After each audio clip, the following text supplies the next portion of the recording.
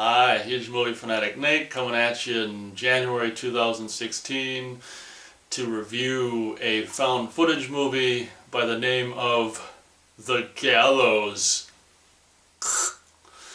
This movie, as some of you longtime viewers or viewers to this channel know, if you've seen, me and Matt's reviews of the paranormal activities and shit, I really despise the found footage, whatever you want to call it, format or way of making movies. I think it's, like I've said in the review for Paranormal Activity, I think, found footage movies is just a way for, people who have no talent to make a movie, basically, by not following the, I don't want to say rules, but, the language of cinema based on, I hate to call it like rules or ways to make movies, but anyway, I don't know. It's just, that's what I regard as, like, I don't have the talent to shoot and edit movies as they were historically, done, so I'm just gonna, like, pretend to make a, long story short, I don't like found footage movies and shit like that.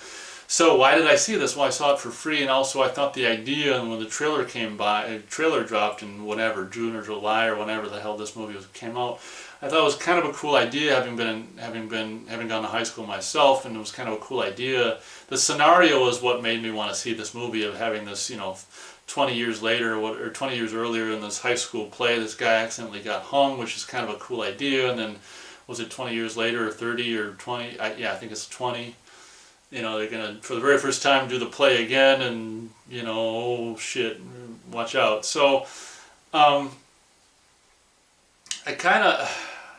don't know. Long story short, obviously, it's a found footage movie. Well, if there was one that was good, I wouldn't necessarily, like Cloverfield is probably what I would regard as, like, I hate all found footage movies, but Cloverfield is probably what I would regard as one of the most competent found footage movies that I've seen.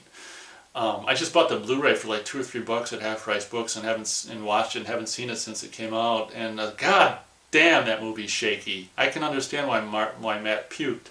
I didn't almost puke, but I can't believe they make a movie deliberately that shaky. That was way too shaky.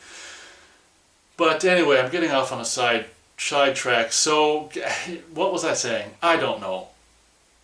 I guess I was saying, I don't know what I was saying, but regardless, I'll continue to say, or I will say, oh shit, there's really nothing to say about this movie. It's just, the idea is cool, and actually if it was made in a non-found footage way, which it very well could have been, anyone very well could, remake this movie in a, a traditionally shot non-found footage way.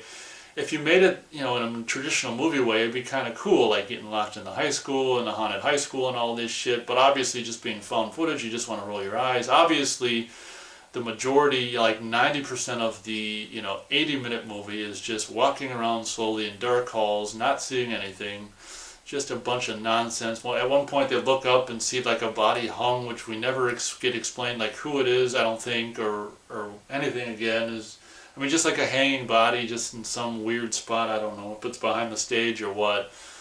I'm not even going to bother with the plot. I just told you the plot. It's just like this play that went bad, and 20 years later they're going to, for the very first time, bring back the play. And of course, I don't know, this guy who's in the lead with this chick who's really gung-ho for the part, and he's gung-ho for her, and his asshole friends. This movie is just filled with, like, this asshole guy who's got the camera and his asshole girlfriend with the lipstick that she puts on and makes her lips just disappear and looks so ghetto trash shit.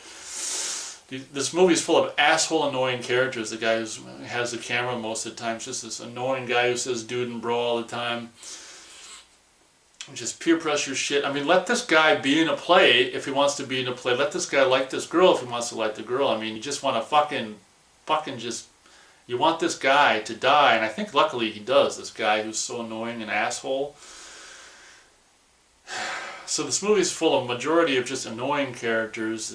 Basically this guy is like, oh, let's go, this guy doesn't want to do the play. This guy's dad this guy who's going to be the lead, his dad, turns out 20 years later dropped out of it, and this other guy died who wasn't supposed to die, so now there's this curse on this shit. I said I wasn't going to explain this, but I am, looks like.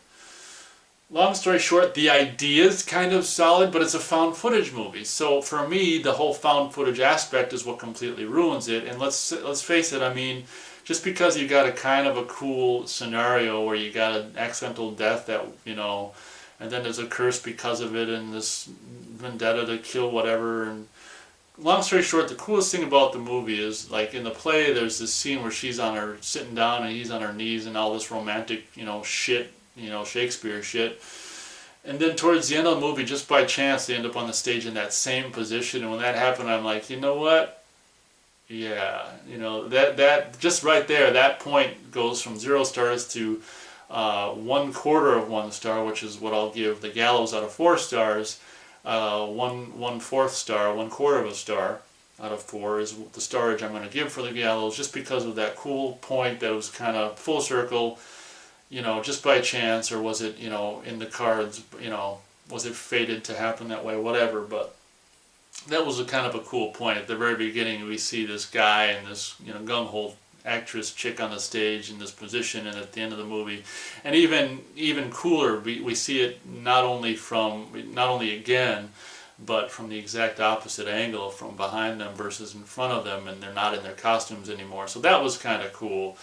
The end is going to make you, if you're still watching all the way through, it's going to make you roll your eyes, just like, oh my gosh, and stuff like that. So I would steer clear of the Gallows, unless of course you can see it for free like I did. But even if you can see it for free, I don't know if I'd bother. Maybe if you can get someone to pay you to see it, maybe. Well, it depends on how much it is. Anything under 10 or 20 bucks, I wouldn't bother with. Like, if you can get someone to give you 50 bucks or 100 or more to see this, then fine.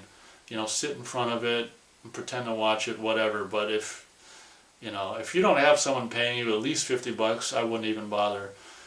So that's my, hopefully, I think, probably very short review of The Gallows. What did I expect? I mean, it's a found footage movie that's 80 minutes long, and probably 5 of that is credits. But I saw it for free, so I'm not one of these people who complain about, like, getting the 80 minutes back. I'll never get that back. So I'm not going to say that. So I guess that about does it. If you like this movie, feel free to say why you like it in the credits. I'm not saying if you like it, you're an idiot. I'm just saying I don't like it. So thank you very much for watching, and we'll catch you next time.